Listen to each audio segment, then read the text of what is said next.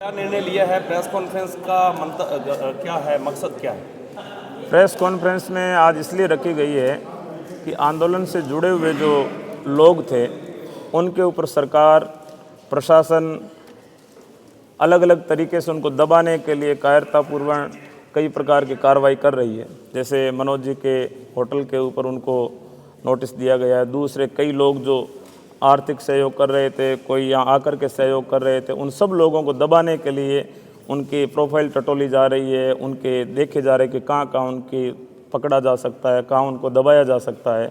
यानी ऐसी नीतियों से, दमनकारी नीति से ये लोग दबने वाले नहीं हैं। यदि हम सब लोगों को आप दबा भी दोगे तो ये पूरे समाज के घर घर से लोग निकल करके आएंगे, घर घर से पर्यावरण प्रेमी निकलेगा। उन सबको कहाँ से दबाओगे? और अब तो आगे मुकाम का मेला आ रहा है और अब की बार मुकाम का मेला हम खिचड़ियों के नाम ही कर देंगे, क्योंकि हमने जब शुरुआत की थी तभी कह दिया था कि मेला अब की बार हमेशा एकादशी से शुरू होता है, लेकिन अब की बार मेला प्रतिपदा को शुरू हो गया था और 15 दिन हो गए यहाँ चल रहा है। लेकिन अब ये मेला अपने उफान पे आएगा और जब इतने उफान पे लोग आ जाएंगे तो फिर शहर की व्यवस्थाओं का क्या होगा। इसलिए प्रशासन को सोच लेना चाहिए और हमारी वाजिब सी मांग है उसको मान करके और जल्दी से जल्दी जो है इसके ऊपर निर्णय देना चाहिए। प्रशासन का ये कहना है कि संत जयपुर गए थे तो ये संतुष्ट होकर वापस आए थे। आखिर अगले दिन ऐसा क्या हुआ कि संतों को ये निर्णय करना पड़ा? जयपुर वाले में जो संभागीय आयुक्त ने पत्र दिया था, ये पत्र भेजा था एक बीकानेर जिला कलेक्टर को संबोधित करते हुए प्रतिलिपि भेजी गई थी रेवेन्यू सेक्रेटरी को, और वो कहा गया कि रेवेन्यू सेक्रेटरी के ऑफिस से कल जो है सोमवार होगा, वर्किंग डे होगा और पूरे जिला कलेक्टर्स को रेवेन्यू सेक्रेटरी भेज देगा। लेकिन हमने सोमवार को दिन भर इंतजार किया, कोई रेवेन्यू सेक्रेटरी के द्वारा पत्र दूसरे जिला कलेक्टर को नहीं भेजा गया तो हमने धरने पे आकर के जो चीज़ें थी वो बता दी। 5-7 दिन पहले हजारों की संख्या में यहाँ पर भीड़ मौजूद है। हाँ जी। अभी पिछले 2 दिनों से देख रहे हैं कि बहुत ही कम संख्या में लोग रहे हैं। क्या अभी हमने लोगों को ज़्यादा आग्रह नहीं किया है क्योंकि मेला आगे आ रहा है।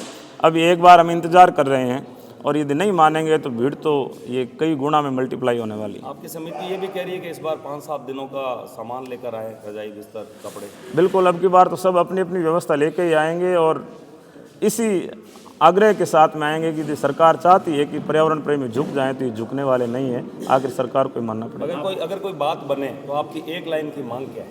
एक लाइन की मांग यही है कि जो रेवेन्यू सेक्रेटरी इस चीज़ को पूरे जिला कलेक्टर को पाबंद कर दे कि खेजड़ी किसी भी सूरत में नहीं कटनी चाहिए, पेड़ नहीं कटने चाहिए और इनकी रक्षा करना राज का धर्म है और राज के जितने भी अधिकारी है, कर्मचारी है, वो इसके लिए पूर्ण रूप से पाबंद है। ऐसा आदेश जैसे ही वहाँ से निकलेगा हम तो धरना जो है इसको। प्रशासन को भरोसा नहीं है, वो कह रहे हैं कि अगर फिर ऐसा आदेश निकाल दिया तो आप लोग नहीं। लिख करके ले लो, हमारे से शपथ पत्र ले लो, कल भी दे दिया है, अब भी ले लो। अच्छा, आपने दे दिया? हाँ, शपथ पत्र दे दिया समिति की तरफ से। और कुछ लेना है तो और कुछ ले लो, एफिडेविट ले लो, लेकिन कहीं तो मानो। आप पे तो हमने इतनी बार भरोसा किया, एक बार आप भी कर लो। आपने अल्टीमेटम दिया एक दिन का आज?